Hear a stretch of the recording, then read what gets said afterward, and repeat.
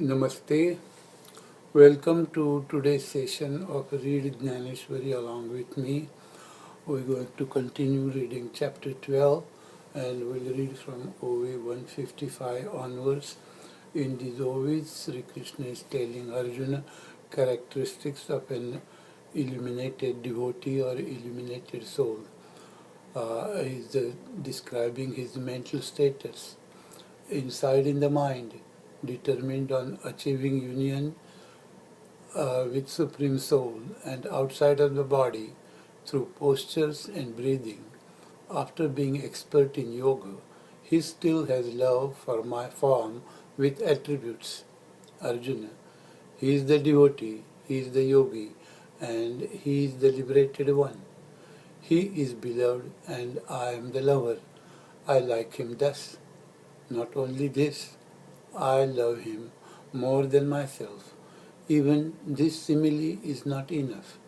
The story of my devotee is a temptation to me. I should not tell you thus. I should not tell you this, but your faith makes me do it. That is why I went on using simile of husband and wife. Otherwise, how can I express my love? Now, Arjuna, let us leave this topic. But the love doubles when talking about loved ones. In addition, if you get by chance a loving person to talk to, then can you get tired of that delight? So, hey Arjuna, you are the loved one and the loved listener. In addition, this is an occasion to talk about loved one. So, now I say, what delight I have come up to. As soon as God said thus, he started rocking.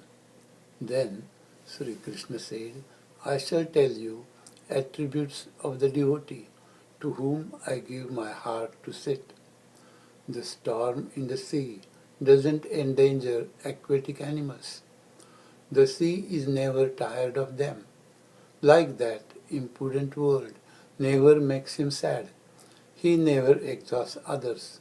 In other words, Arjuna, the body is never tired of organs. Like that, he is never tired of others because he is in everyone. The world becomes his body. So, feelings of liking and not liking disappear. The joy and anger stops as there is no duality. Thus, totally free from duality, without scare and hate, still he is one with me. I am tempted by him.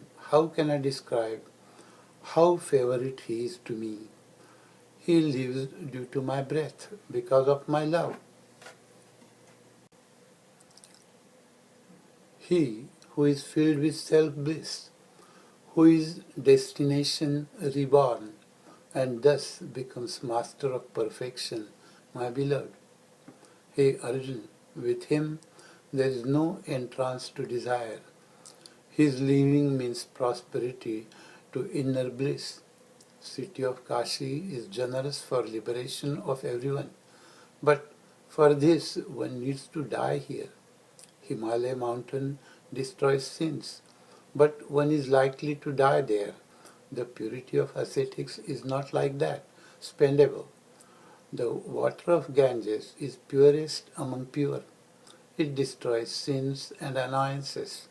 But there is possibility of drowning in Ganges while taking dip. In Rishikesh, water of Ganges is quite deep and it has a very high speed. Many people from Western world go there for white water drafting and all those things. Like Ganges, it is difficult to know the depth of ascetics knowledge, but devotees won't drown here in his company.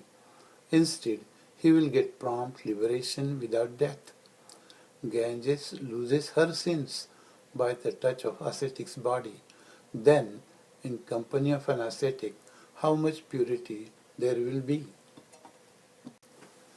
He who is like this, who supports holiness of a holy place, makes ignorance fugitive in mind.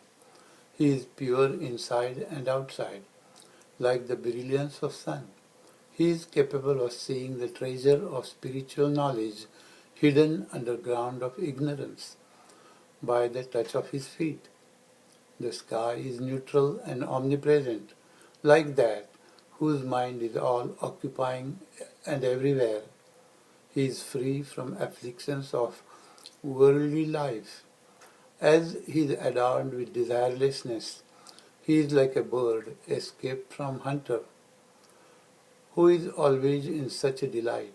He never sees any grief, like a dead man never feels any shame. A fire without fuel gets extinguished. Like that is he who has no pride when he starts an action. Thus, peace comes to his lot, and he also is enlisted for liberation.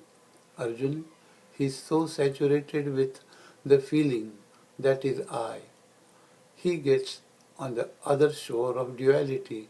He gets united with me. But to get the delight of devotion, he divides himself in two parts, accepting position of servant for himself. The other part he names as God. Thus, imagining two, he shows the path of devotion to heretics. A yogi who is like this, I am addicted to him. He is the object of my devotion. When I meet him, then only I get satisfaction. I take this body form only for him. I stay here only for him. I like him so much that I shall give my life for him.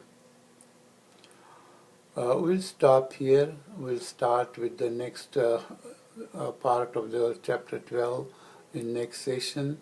Thank you very much for joining me today. Please do come for next session. This is a very interesting topic. Chapter 12 is the most important in Gita. Namaste. Thank you.